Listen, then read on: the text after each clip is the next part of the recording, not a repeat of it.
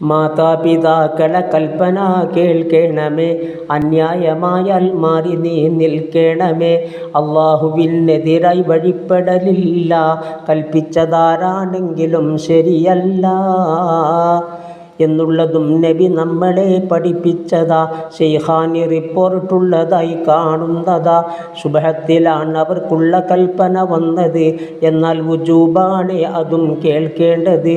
ഇത് ഭൂരിപക്ഷം പണ്ഡിതന്മാർ ഒത്തതാ എന്നും ഇമാം ഗസ്സാലി താൻ പറയുന്നതാ.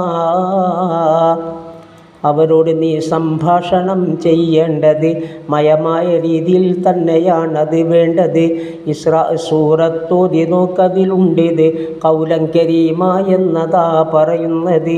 അവർക്കുള്ള മുമ്പിൽ കയറി നീ നടക്കല്ലേ, അതുപോലെ പേരിട്ടവരെ നീ വിളിക്കല്ലേ. മറക്കാതെ നീ അവർക്കെപ്പോഴും പ്രാർത്ഥിക്കണം. നിസ്കാരശേഷം തീർച്ചയായി അത് ചെയ്യണം. പ്രാർത്ഥന അവർക്കില്ലാതെ വന്നാൽ പിന്നെ നിനക്കുള്ള ജീവിതമിൽ ഞെരുക്കം തന്നെ. നിനക്കായി അവർ ക്ലേശങ്ങളെന്ത് സഹിച്ചതാ, അതുപോലെ തന്നെ അവരെന്ത് ദുഃഖം തിന്നതാ. നിനക്കുള്ള രോദനമാൽ അവർ വിങ്ങുന്നതാ, കരയാത്ത കണ്ണും കര കവിഞ്ഞൊഴുകുന്നതാ.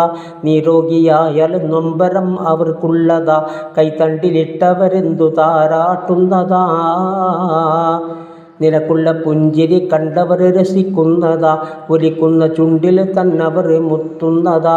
അവർക്കുള്ള നെഞ്ചും മെത്ത പോൽ വിരിച്ചിട്ടതാ, നീ അത്ര കാലം അതിൽ കിടന്നു സുഖിച്ചതാ.